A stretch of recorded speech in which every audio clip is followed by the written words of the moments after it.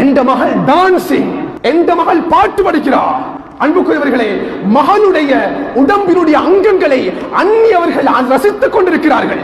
வீட்டில் வெக்கம் கெட்ட தகப்பன்மார்கள், வெக்கம் கெட்ட தாய்மார்கள் தங்களுடைய குழந்தைகள் செய்யக்கூடிய விடயங்களை அவர்களும் சேர்த்து ரசித்துக் கொண்டிருக்கிறார்கள். இது உண்மையா பொய்யா? இன்று நம் கையில் இருக்கக்கூடிய இந்த கையடக்க தொலைபேசிகளையும், இந்த கணனிகளையும், இந்த மடிக்கணனிகளையும், இந்த தொலைக்காட்சிகளையும் இன்று சமூகத்தினர்கள் திருமணம் முடித்திருக்கிறார்கள். எத்துணை கேசஸ் தெரியுமா இன்றைக்கு சமூகத்தில்? மனைவி பக்கத்தில் இருக்கிறாள். அன்புக்குரியவர்களே, அவன் மொபைல் போனை வைத்து ரசித்துக் கொண்டிருக்கிறான். மனைவியோட பேசுவது கிடையாது, மனைவியோட கொஞ்சுவது கிடையாது, மனைவியோட நெருங்குவது கிடையாது. அவனுடைய முழு இன்பமும் இந்த மொபைல் போன்ல இருக்கக்கூடிய ஆபாசமான காட்சிகள். நடக்குதா இல்லையா? காதியாத்த போன சொல்லுவாரு, 5 நேரம் தொழுதாலும் அன்புக்குரியவர்களே அந்த தொழுகையில் பயபக்தி கிடையாது. நம் பார்வைகளின் மூலமாக ஏற்படக்கூடிய விபரீதங்கள். ஆனா ஒரு மனிதன் தன்னுடைய பார்வையை தாழ்த்திக் கொண்டு, பார்வையை பாதுகாத்துக் கொண்டு இபாதத்தில் நுழையும் பொழுது அந்த இபாதத்தினுடைய ஒழுங்கான சுவையை அடைந்து விடுவான். ரசூலுல்லாஹ்வுடைய ஹதீஸ். இல்ல இல்ல, அது எங்களுக்கு கஷ்டம், எங்களுக்கு சிரமம், எங்களோட பார்வை எங்களுக்கு பாதுகாக்கிறதுக்கு இயலாது, அந்த பாவத்தில் நாங்கள் ஈடுபடுவோம்.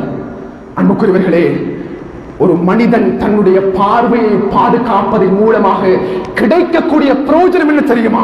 முதலாவதாக ஹலாவத்துல் ஈமான், ஈமானுடைய டேஸ்ட் கிடைக்கும்.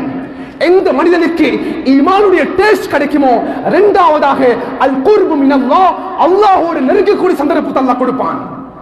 எந்த மனிதன் அல்லாஹ்வோடு நெருங்குவானோ, ரிக்கத்துல் கல்ப், அவனுடைய உள்ளம் சாஃப்ட் ஆகும். எந்த மனிதனுடைய உள்ளம் சாஃப்ட் ஆகுமோ, லத்தத்துல் புகா, தனிமையில இருந்து அல்லாஹ்வுக்கு முன்னால் அழ ஆரம்பிப்பான். தனிமையில் அல்லாஹ்வுக்கு முன்னால் அழ ஆரம்பிப்பான். நாங்கள் துஆ செஞ்சாலும் என்னோட கண்கள் இருந்து கண்ணீர் வருவது கிடையாது. அன்புக்குரியவர்களே, இது எல்லாம் ஒரு இடத்தில் முட்டிக் கொண்டிருக்கிறது. பார்வையுடைய கோளாறு.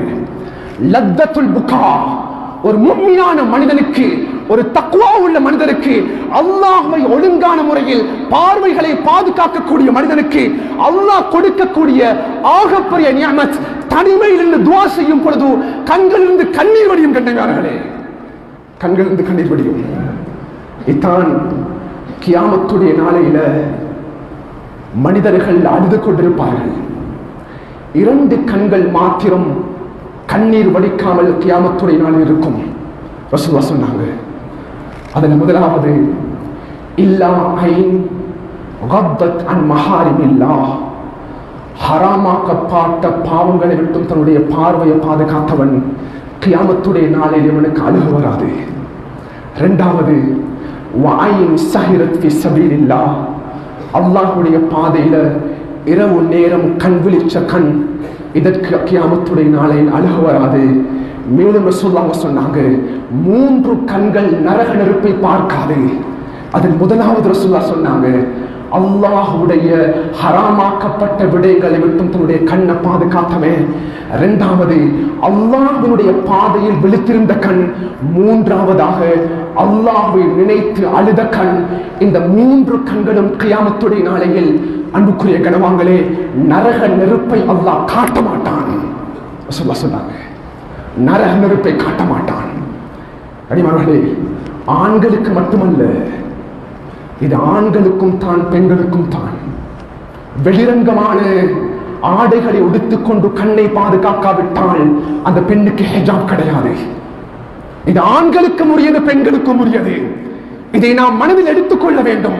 அன்புக்குரியவர்களே, இரண்டாவதாக பார்வை மூலமாக கிடைக்கக்கூடிய பிரயோஜனம் என்ன தெரியுமா? முஸ்தஜாபு துஆ. அவன் துஆ செஞ்சா அந்த துஆவுடைய கபூலை அல்லாஹ் கொடுப்பான். துஆ செஞ்சா துஆ கபூலாகும். இன்னைக்கு நாங்கள் துஆ செய்கிறோம். எங்களுடைய வீட்டுக்குள்ளால எந்த மாற்றங்களும் ஏற்படவில்லை. அன்புக்குரியவர்களே, உங்களுடைய பார்வைகளை நீங்கள் பரிசோதித்துக் கொள்ளுங்கள். மூன்றாவதாக, எவன் தன்னுடைய பார்வையை பாதுகாத்துக் கொள்வானோ, அன்புக்குரியவர்களே, ரசூலுல்லாஹ் சொன்னாங்க, அவனுக்காக வேண்டி நான் சுவர்க்கத்தை பொறுப்பெடுப்பேன் என்று சொன்னாங்க. நபியவங்க அதுமனு லக்குமுல் ஜன்னா. 6 விடயங்களை நீங்க செய்யுங்க, சுவர்க்கத்தை நான் உங்களுக்காக வேண்டி பொறுப்பெடுக்கிறேன்.